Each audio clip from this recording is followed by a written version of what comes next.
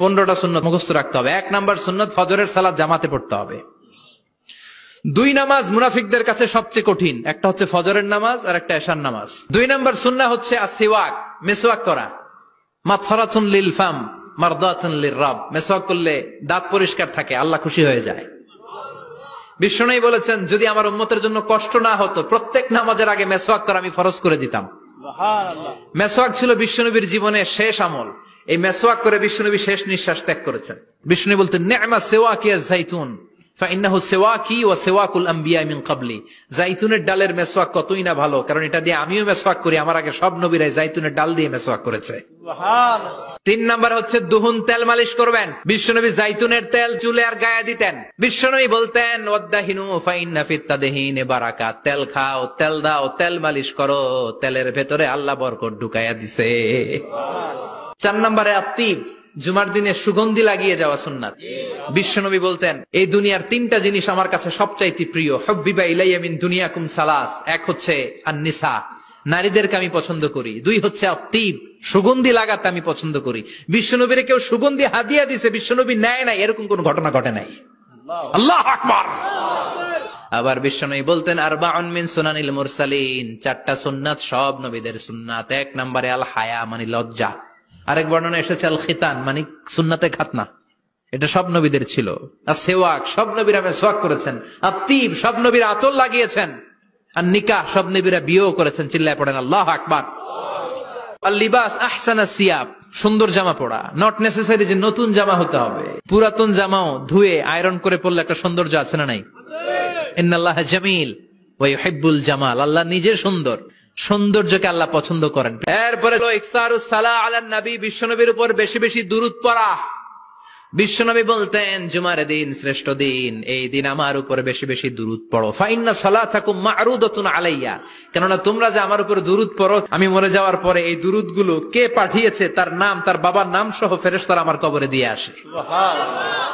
সাহাবারা বললেন, ইয়া রাসূলুল্লাহ কাইফা সালাতুনা মা'রুদাতুন আলাই, আপনি মরে যাওয়ার পরে আমাদের দুরূদ কেমন করে আপনি দেখবেন? ওয়াকাদ আরিমতা, আপনি তো পচে গলে মাটির সাথে মিশে যাবেন। বিশ্বনবী বলেন, ইন্নাল্লাহা হাররামা আলাল আরদি আন তাকুলা আজসাদাল আম্বিয়া, নবীদের লাশকে খেয়ে ফেলা, নবীদের লাশকে পচিয়ে ফেলা জমিনের সব মাটির জন্য আল্লাহ হারাম করে দিয়েছে। এরপরে বিশ্বনবী বলতেন, জুমার দিনে সূরাতুল কাহাফ পড়বা, কাহাফ পড়া সুন্নাহ। বিশ্বনবী বললেন, সূরাতুল কাহাফ যে তেলাওয়াত করবে ইয়াকুনু লাহু নূর, এই সূরাতুল কাহাফ কিয়ামতের দিন তার সামনে বিশাল একটা আলো হয়ে আসবে। এই আলো দিয়ে পুলসিরাত পার হয়ে ওই বান্দা জান্নাতের ভেতরে ঢুকে যাবে। আবার বিশ্বনবী বলেন, যারা সূরাতুল কাহাফের প্রথম 10 আয়াত তেলাওয়াত করবে জুমার দিন, শেষের 10 আয়াত যারা জুমার দিন তেলাওয়াত করবে, দাজ্জালের ফিতনা থেকে তাদেরকে মুক্ত রাখবে কে? এরপর আত-তাবকির ইলাল মসজিদ, মসজিদে আগে আগে যাওয়া সুন্নত। আগে যিনি যাবে উনি কি পাবে? তারপরে গরু, তারপরে বকরি, তারপরে মুরগি, মুরগির পরে ডিম না আন্ডা?